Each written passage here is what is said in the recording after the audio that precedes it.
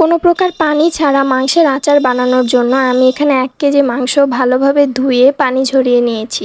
এবার একটি প্যানে সরিষার তেল দিয়ে এতে থেতো করা একটি রসুন এবং একটি পেঁয়াজের কুচি দিয়ে দিব। কিছুটা ভাজা হয়ে গেলে এতে থেতো করা আদা দিয়ে ভালোভাবে নেড়ে নিতে হবে। এরপর একে একে গোটা মশলা অ্যাড করতে হবে। 10 থেকে 12টি শুকনো মরিচ, কিছুটা দারচিনি, সাদা এলাচ, কালো এলাচ, সামান্য পরিমাণে গোটা জিরা এবং তেজপাতা দিয়ে ভালোভাবে ভেজে নিতে হবে। সবগুলো একসাথে ভাজা হয়ে গেলে এবার পানি ঝরিয়ে রাখা মাংসগুলো এতে দিয়ে দিব। এবার 1 চা চামচ হলুদ গুঁড়ো এবং 2 চা চামচ লবণ দিয়ে ভালোভাবে নেড়ে নিব। এখন সামান্য কিছু গোলমরিচের গুঁড়ো এতে দিয়ে দিব। এখন সব উপকরণের সাথে মাংসগুলো ভালোভাবে মিশিয়ে নিতে হবে। সম্পূর্ণ প্রসেসটাতে কিন্তু আমি 1 ফোঁটাও পানি ব্যবহার করিনি। এখানে মাংস থেকে যে পানি বের হবে সেই পানি দিয়েই কিন্তু 20% মাংস সিদ্ধ হয়ে যাবে।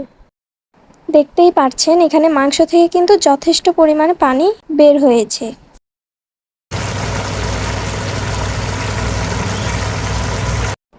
এখন আমরা ঢাকনা দিয়ে দিব এবং কিছুক্ষণ পর পর ঢাকনা খুলে মাংসটা নেড়ে নিব যাতে নিচে লেগে না যায়। মাংসের এক্সট্রা পানিটা মরে আসলে আমরা এখানে বেশ খানিকটা সরিষার তেল দিয়ে দিব এবং ঢাকনা দিয়ে ঢেকে দিব। আর মনে রাখতে হবে 2 মিনিট পর পর ঢাকনা খুলে কিন্তু আবারও নেড়ে নিতে হবে, না হলে নিচে লেগে যাবে। দেখুন কত সুন্দর কালার আসতে শুরু করেছে। এই পর্যায়ে আমরা কিছুটা 5 ফোড়ন দিয়ে দিব।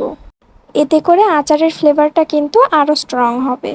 মোটামুটি এরকম কালার চলে আসলে আপনারা আজকের মতো রান্নাটা অফ করে দিবেন। দ্বিতীয় দিনে আপনারা আবারও 4 থেকে 5 মিনিট মাংসের আচারটা জাল করে নেবেন এবং অবশ্যই এক্সট্রা সরিষার তেল অ্যাড করে জাল করে নিতে হবে।